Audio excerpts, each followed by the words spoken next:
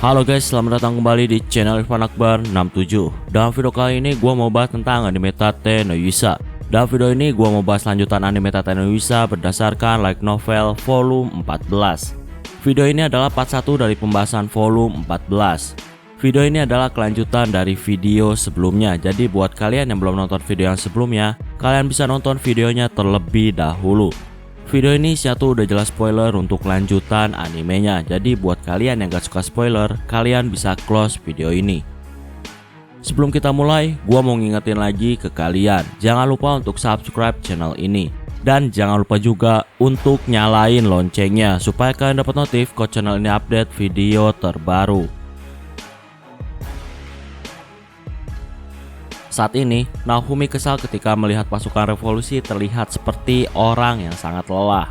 Itu semua disebabkan ketika dalam pesta, Sadina menantang orang-orang untuk lomba minum, sehingga saat ini semuanya terlihat sangat lelah. Naofumi pun menanyakan kepada Ralufa tentang lokasi markas dari musuh utama, yaitu Kaisar Surgawi. Sadina kaget ketika Ralufa menunjuk ibu kota. Ternyata ibu kota telah dipindahkan. Ralufa bilang kalau dia masih belum tahu alasan sebenarnya tentang pemindahan ibu kota. Ralufa yakin kalau pemindahan ibu kota sebenarnya hanyalah permainan politik dan hasutan dari penyihir yang bernama Makina. Ralufa nyaranin untuk menguasai ibu kota lama terlebih dahulu. Ibu kota lama akan dijadikan tempat untuk rencana kudeta.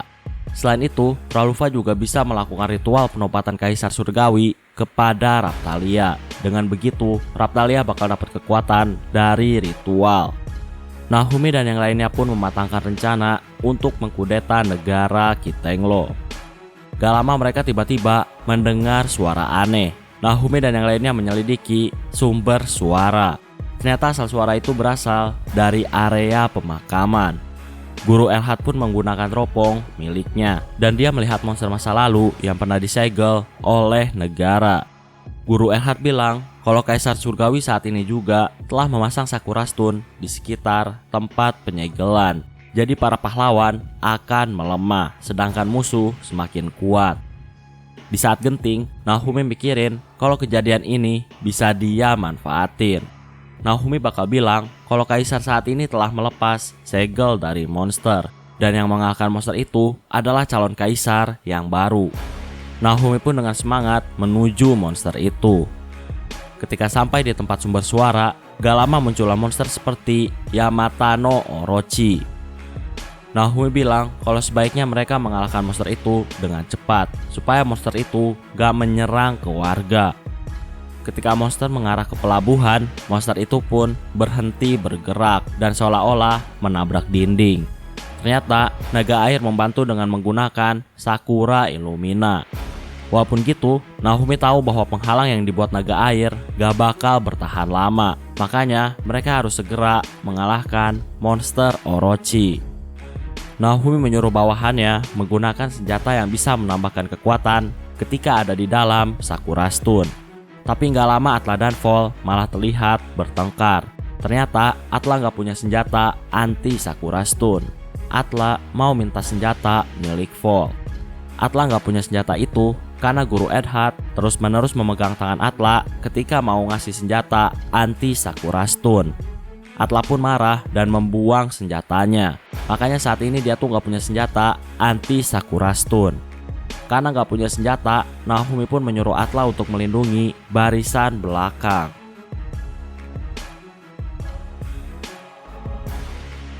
Philo dan Gaeleon pun mulai menyerang monster Orochi dan mereka menebas dua kepala dari monster itu. Sayangnya monster itu bisa regenerasi. Karena perintah Naofumi, Philo pun menyerang tubuh Orochi, tapi ternyata tubuhnya sangat keras. Parti Naofumi terus menggempur Orochi dengan berbagai serangan. Itsuki dan Risia ikut membantu dengan serangan jarak jauh. Naofumi juga ngasih buff kepada partinya. Raphtalia pun menebas monster Orochi dengan kekuatan yang bisa menghancurkan efek Sakura Stone untuk sementara. Karena banyaknya serangan, monster Orochi pun mulai kesakitan dan kepalanya mulai tersentak ke tanah. Naofumi gak nyangka ternyata monster Orochi bisa dikalahkan dengan mudah. Gak lama Atla menyadari sesuatu yang aneh pada tubuh monster itu. Atla pun menyuruh semua orang untuk menjauh dari mayat monster itu. Atla punya firasat kalau monster itu bakal meledakkan dirinya. Mayat itu pun meledak dan menyemburkan banyak racun sehingga membuat udara jadi sangat berbahaya. Naofumi pun berpikir supaya racun gak menyebar ke area para warga. Naofumi nyuruh Philo untuk pakai skillnya. Philo pun memakai skill tornado. Gak lama di area pemakaman, tiba-tiba muncul lagi monster Orochi. Gaelion bilang kalau monster yang tadi mereka kalahkan hanyalah clone. Yang asli gak mungkin bisa dikalahkan dengan mudah. Gaelion pun nyaranin Naofumi untuk mencari inti dari monster Orochi. Karena kalau intinya gak diambil, monster itu bakal terus menciptakan klon yang kuat dan merepotkan. Sadina bilang dari pertarungan sebelumnya, monster Orochi terlihat hanya mengincar kota dan Raptalia. Jadi tujuannya adalah Raptalia. Mereka semua pun diskusi untuk mendapatkan solusi terbaik. Gak lama datang bantuan dari kota. Naofumi pun membagi kelompok menjadi 2. Satu untuk menyerang salinan monster dan satunya lagi untuk mencari tubuh asli dan menghancurkan intinya. Naofumi dan beberapa partinya mencari Orochi yang asli. Pencarian berjalan dengan sangat mudah. Naofumi ngerasain sesuatu aura jahat yang ada di area pemakaman. Ketika memasuki ruangan area pemakaman, Naofumi melihat ada sesuatu seperti tulisan. Hanya Naofumi yang bisa membaca tulisan itu. Naofumi jelasin isi tulisannya. Isinya tentang metode peningkatan kekuatan pahlawan perisai. Tapi bagi Naofumi, info dari tulisan itu udah dia ketahui. Naofumi kesal karena infonya gak berguna. Dan mereka pun lanjutin perjalanan. Mereka pun akhirnya sampai di tempat di mana ada tengkorak Orochi. Ternyata tubuh Orochi udah menjadi tengkorak dan intinya lah yang membuat salinan tubuh Orochi. Gaelion bilang kalau sekarang intinya sedang membuat tubuh baru. Makanya mereka ngeluarin salinan Orochi demi mengulur waktu. Gak lama datang air dari sebuah lubang yang menghempaskan Naofumi dan partinya hingga keluar area pemakaman.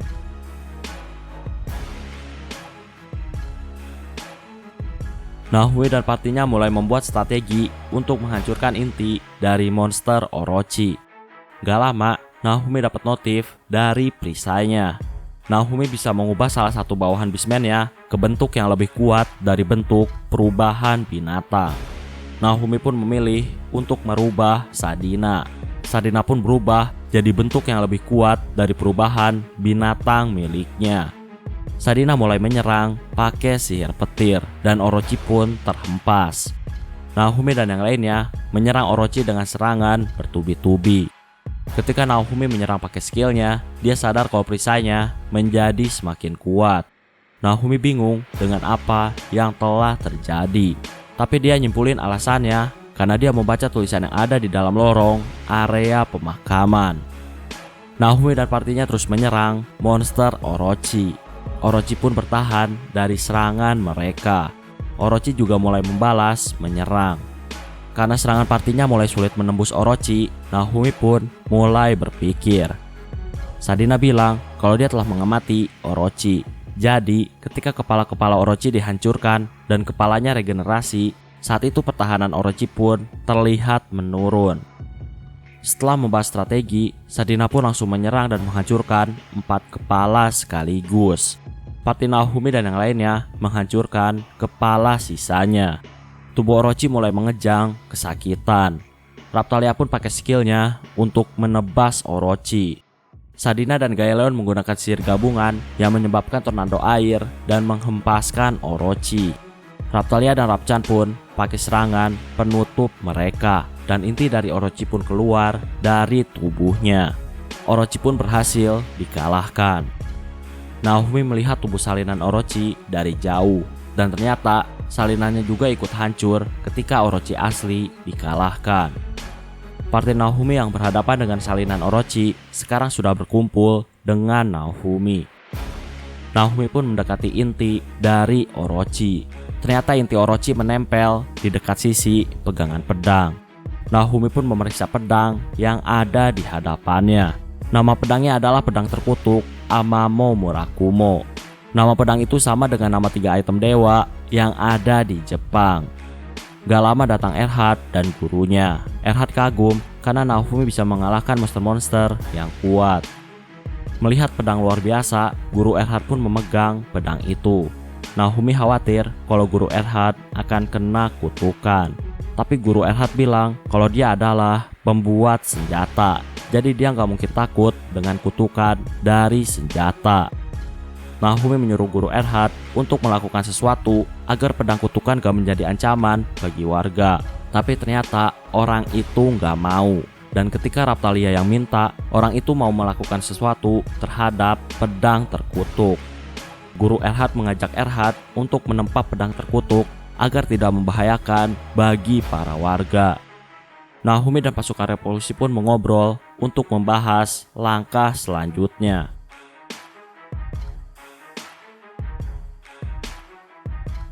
Karena peristiwa pelepasan segel monster Orochi, pasukan revolusi menjadi semakin bertambah banyak. Banyak yang mulai gak percaya dengan pemerintah saat ini. Tapi walaupun gitu, pemerintah gak tinggal diam dan bilang bahwa pemberontaklah yang telah melepas segel dan mengalahkan monster itu untuk menarik perhatian para warga. Oh ya, ternyata di Kitenglo juga ada keyakinan tentang Dewa Burung. Dan tentunya Filo dimanfaatkan untuk menambah jumlah pasukan revolusi. Orang-orang berteriak untuk mengikuti Dewa Burung dan menghancurkan orang-orang yang sesat. Dan sebab itu jugalah para musuh mulai mencoba untuk menangkap Filo. Tentunya karena Dewa Burung adalah simbol penting bagi negara, Naofumi yakin ketika Filo ditangkap, Filo gak bakal dapat perlakuan yang buruk. Filo akan dijadikan simbol dan diperlakukan dengan sangat baik. Naofumi nyuruh Filo untuk terus pakai bentuk burungnya. Alasannya supaya langkah mereka dalam mengkudeta menjadi semakin mudah. Gak lama, tiba-tiba datang Shen dan memeluk Naofumi. Tentunya Atla dan Raphtalia langsung marah karena Shen memeluk Naofumi. Ternyata ketika Shen gak bisa berteleport ke tempat Naofumi dan kehilangan jejak Naofumi, Shen langsung ke Silverd dan menyusul Naofumi ke negara Kitenglo. Shen bilang selalu ingin menjadi pelindung bagi Naofumi. Melihat perjuangan Shen, Naofumi mengizinkan Shen untuk ikut dalam perjalanan dan Shen akan menjadi pelindung bagi Naofumi. Naofumi dan partinya juga mulai membasmi para monster yang ada di setiap kota. Jadi seperti yang kalian tahu di video sebelumnya, negara Kitenglo punya aturan untuk tidak membunuh monster apapun. Nah, karena aturan itu, banyak monster di kota yang berbahaya bagi warga. Sekarang, Naofumi dan pasukan revolusi membasmi monster-monster demi menarik simpati dari para warga. Selain itu, Naofumi juga bakal dapat material dari memburu monster. Selagi berburu monster di kota, Naofumi melihat kalau di kota banyak patung rakun mirip Rapchan. Dan selain itu, banyak juga patung Dewa Burung mirip Filo. Ketika selesai memburu monster di kota dan ingin kembali ke tempat istirahat, tiba-tiba datang guru Erhard dengan tatapan mesum. Dia mau ditemani oleh salah satu gadis yang ikut dengan Naofumi. Naofumi terlihat kesal dengan kelakuan guru Erhard. Naofumi nyuruh Vol dan Gaelion untuk membawa guru Erhard pergi dari hadapan Naofumi. Gak lama diketahui juga bahwa Shen bisa menggerakkan boneka raksasa yang ada di kota. Jadi, Shen berniat untuk menggerakkan salah satu boneka raksasa yang bentuknya mirip seperti Rapchan.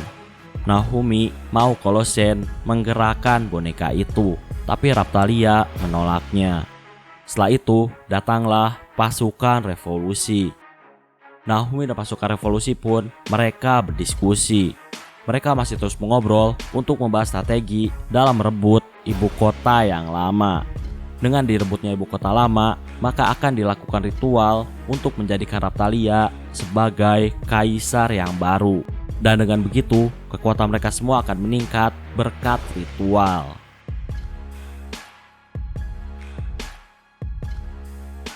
Naofumi dan pasukan revolusi masih terus mengobrol. Di sini diketahui juga bahwa penyihir bernama Makina awalnya berasal dari Silverd. Setelah itu Makina pindah ke Kitenglo. Kakek Raphtalia menjadikan Makina sebagai selirnya. Setelah itu, Makina mendapatkan pengaruh politik. Makina juga dicurigai sebagai otak pembunuhan dari ayah kaisar yang sekarang beserta para keluarganya. Setelah kematian ayah kaisar yang sekarang, Makina dicurigai menjadikan kaisar yang sekarang sebagai pemimpin boneka. Makina lah yang mengatur dan menguasai negara yang sesungguhnya. Tapi sayangnya, kecurigaan itu tidak bisa diangkat sebagai isu politik. Alasannya, karena keturunan Makina juga ikut mati dalam pembunuhan ayah kaisar yang sekarang beserta keluarganya. Dari obrolan juga diketahui, karena naga air telah berpihak kepada Naofumi dan yang lainnya, maka pendeta Miko yang melayani kaisar saat ini tentunya akan sangat marah kepada Naofumi. Dan pendeta Miko pasti akan mengincar parti Naofumi dan menyerang parti Naofumi. Singkatnya, pendeta Miko yang baru saat ini adalah seseorang yang merupakan adik dari mantan pendeta Miko yang telah melarikan diri dari Kitenglo. Orang itu adalah orang yang sangat spesial. Dia bukanlah pendeta Miko biasa, melainkan Oracle Miko. Oracle Miko sangat dihormati. Orang itu punya kekuatan untuk mendengar suara leluhur. Dengan kekuatan itu, Oracle Miko akan meminum alkohol dan masuk ke dalam kesadaran khusus, sehingga Oracle Miko bisa mengakses kekuatan yang tidak biasa. Bahkan, Oracle Miko dapat menggunakan sihir gabungan walaupun sendirian. Naofumi agak sedikit gak percaya. Alasannya, karena ketika minum alkohol dalam jumlah banyak, yang terjadi adalah kehilangan kesadaran, bukan malah jadi kuat. Oh ya, walaupun Sadina adalah mantan pendeta Miko, tapi Sadina gak punya kemampuan unik. Dan Sadina bukanlah seorang Oracle Miko. Karena ada musuh yang sangat kuat, Naofumi dan patinya harus berhati-hati. Walaupun ada musuh kuat, Naofumi dan yang lainnya gak boleh berhenti. Mereka harus melanjutkan rencana mereka untuk mengkudeta negara Kitenglo. Di pagi hari, Naofumi latihan demi meningkatkan kekuatannya. Itsuki, Risia, dan anggota parti lainnya juga ikut latihan. Ketika melihat latihan Atla dan Raptalia, Naofumi melihat semburan sihir ketika Atla menyerang. Naofumi kaget karena tiba-tiba dia bisa melihat energi kehidupan. Naofumi gak ngerti kenapa dia bisa melihat energi kehidupan. Naofumi pun ingat dengan perkataan nenek tua. Nenek tua pernah bilang jika Naofumi sering berlatih dengan Atla, maka Naofumi akan dapat melihat dengan cepat energi kehidupan. Dan sekarang Naofumi pun dapat melihatnya. Naofumi menghentikan latihan Atla dan Raptalia. Naofumi mengobrol dengan mereka dan dia jelasin kalau dia telah berhasil melihat energi kehidupan.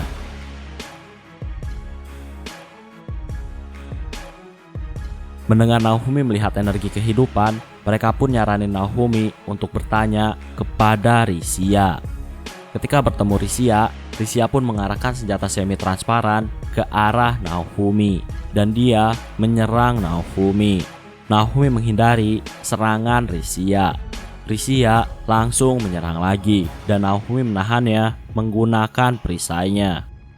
Naofumi benar-benar bisa melihat energi kehidupan dari serangan yang dilakukan oleh Risia.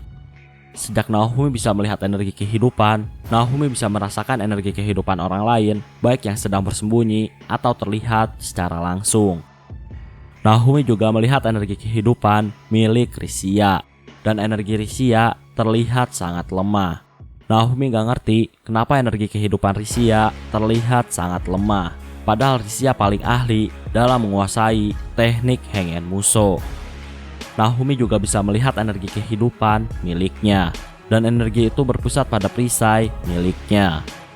Dengan segala perkembangan yang terjadi, Naofumi berniat terus berlatih supaya dia semakin berkembang. Naofumi pun lanjutin latihannya. Sekarang dia bertarung melawan Atla. Setelah terus-menerus menerima serangan Atla, akhirnya Naofumi berkembang. Ketika Atla melakukan teknik Hengen Musou dan mengarahkannya ke arah perisai Naofumi, Naofumi pun berhasil menahan serangan itu tanpa harus menerima damage.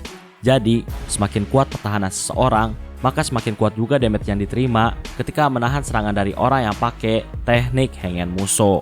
Nah, sekarang Naofumi berhasil menahan serangan orang yang pakai teknik Hengen Musou tanpa harus menerima damage. Itu artinya Naofumi udah sedikit bisa meminimalisir kelemahannya ketika melawan para pengguna teknik Hengen Musou. Naofumi langsung lanjutin latihannya dan dia terus melakukan eksperimen. Naofumi mencoba untuk menyerang Atla menggunakan energi kehidupan, tapi ternyata gak berguna. Naofumi hanya bisa pakai energi kehidupan untuk bertahan. Hari ini Naofumi dan yang lainnya latihan sampai sore. Naofumi cukup puas dengan latihan kali ini. Naofumi pun menyuruh Raphtalia dan Philo untuk mandi dan merapikan pakaian mereka. Raphtalia dan Philo adalah orang penting yang bisa membangkitkan semangat pasukan revolusi. Makanya Naofumi mau kalau mereka berdua terlihat sebagai orang yang layak untuk dihormati oleh penduduk Kitenglo. Gak lama Sen datang menemui Naofumi. Ternyata di dunia Sen ada sesuatu yang mirip dengan teknik Hengen Musou. Jadi bagi Sen yang dilakuin Naofumi ketika latihan, Naofumi mencoba belajar untuk membuka mata batin miliknya. Sen pun ngeluarin senjatanya dan mengisinya dengan kekuatan. Sen dan Naofumi pun berlatih bersama. Dari sana Naofumi belajar bahwa energi kehidupan bisa digunakan untuk mengalihkan serangan sehingga sulit ditebak. Sen juga bisa mengendalikan sihirnya dengan energi kehidupan. Jadi ketika Sen melempar sihir dan gak tepat sasaran, Sen bisa mengubah arah dari sihir itu dengan pakai energi kehidupan.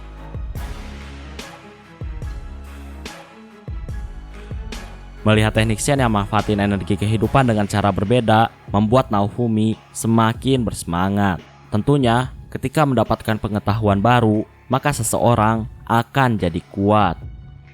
Risia yang melihat Naofumi masih latihan, dia juga agak terkejut. Dia baru tahu kalau energi kehidupan bisa dipakai untuk mengalihkan serangan. Setelah latihan, Naofumi pun pergi ke acara pawai yang telah disiapkan.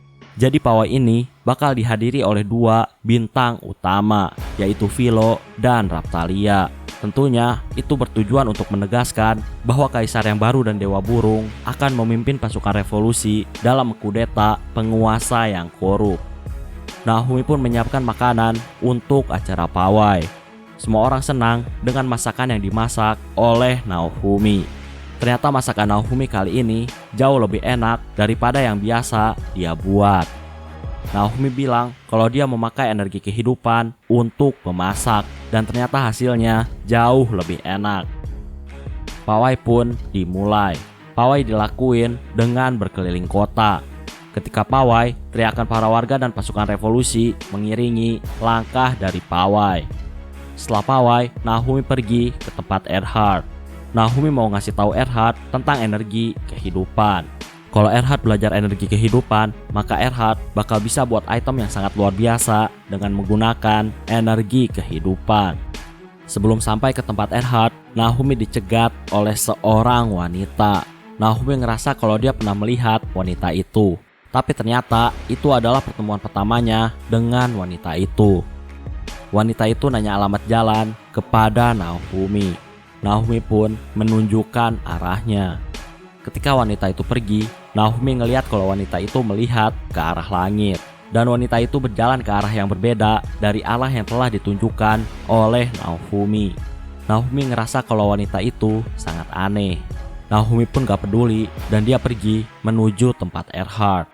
Naofumi pun ceritain tentang energi kehidupan. Erhard gak tahu tentang energi kehidupan. Naofumi pun bertanya kepada guru Erhard. Orang itu mau jelasin sesuatu. Tapi sebelum dia jelasin, tiba-tiba dia melihat Sen dan mengalihkan pandangannya kepada Sen. Orang itu pun gak jadi jelasin. Ketika guru Erhard mendekati Sen, dalam sekejap orang itu langsung terbaring di tanah dengan posisi terikat oleh tali. Gak lama guru Erhard pun mau nunjukin kemampuannya dalam menempa senjata. Ketika menempa senjata, Naofumi melihat energi kehidupan yang keluar dari guru Erhard. Dan dalam sekejap, guru Erhard menciptakan senjata yang bersinar. Guru Erhard bilang kalau dia gak bisa melihat energi kehidupan, tapi dia bisa merasakan sesuatu ketika dia membuat senjata. Dengan ketekunan dan pengalamannya, guru Erhard bisa menciptakan senjata yang luar biasa tanpa harus mempelajari energi kehidupan. Erhard mendengarkan setiap perkataan dari gurunya. Saat ini, Erhard banyak belajar dari gurunya. Gak lama datanglah wanita yang sebelumnya menanyakan jalan kepada Naofumi.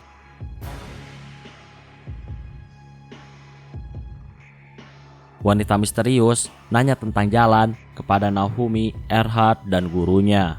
Naofumi bilang kalau dia udah pernah nunjukin arahnya, tapi wanita itu malah jalan ke arah yang salah. Wanita itu bilang kalau dia terpana dengan bintang dan akhirnya tersesat. Guru Erhard selalu iri karena Naofumi sangat dekat dengan banyak wanita. Karena gak mau lama-lama dengerin ocehan orang itu, Naofumi pun langsung mengantarkan wanita itu untuk menuju tempat yang dia inginkan. Tapi gak lama wanita itu tiba-tiba menghilang dan Naofumi pun mencarinya. Ternyata guru Erhard lagi menggoda wanita itu. Naofumi kesal karena guru Erhard terlihat seperti mau melakukan penculikan. Orang itu bilang kalau dia gak menculik wanita itu. Ketika wanita itu berjalan bersama Naofumi, wanita itu malah jalan ke arah yang berbeda. Dan guru Erhard berpikir kalau wanita itu gak mau diantar oleh Naofumi. Wanita itu bilang kalau dia mencium bau makanan, makanya dia salah arah. Naofumi pun menyuruh wanita itu untuk jalan duluan. Ketika Naofumi bilang belok kanan, wanita itu malah belok kiri dan mengikuti seekor serangga. Kesal dengan wanita itu, Naofumi pun memegang tangan wanita itu dan dia mengantarkan wanita itu ke tujuannya. Naofumi nanya tujuan dari wanita itu. Wanita itu bilang kalau dia mau lihat pawai. Naofumi bilang kalau pawai udah selesai. Karena udah gak punya tujuan, guru Erhard pun ngajakin wanita itu untuk minum-minum. Naofumi pun ikut dengan orang itu. Wanita itu dan guru Erhard, mereka pun minum sambil mengobrol. Naofumi melihat wanita itu memesan buah yang sangat memabukkan. Naofumi curiga dengan wanita itu. Naofumi pun memakan buah yang sangat memabukkan. Erhard dan orang-orang yang melihat Naofumi, mereka semua kaget ketika melihat Naofumi memakan buah itu dengan santai. Naofumi bilang kalau dia gak bakal pernah bisa mabuk. Wanita itu terlihat sangat bersemangat. Melihat wanita itu, Naofumi jadi ingat dengan Sadina. Naofumi curiga kalau wanita itu adalah adik Sadina yang dicurigai sebagai Oracle Miko.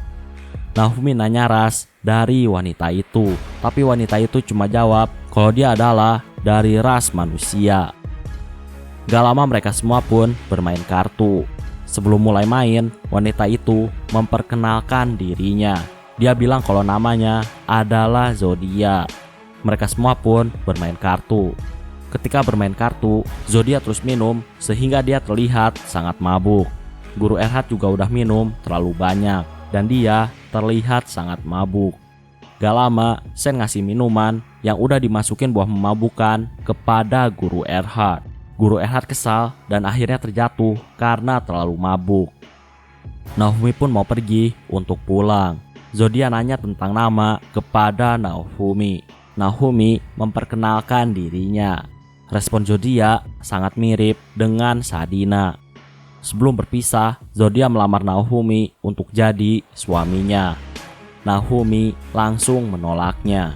Zodia tertawa dan dia pun pergi dari hadapan Naofumi. Naofumi dan Sen pun pulang sambil membawa guru Erhard yang sedang pingsan karena mabuk.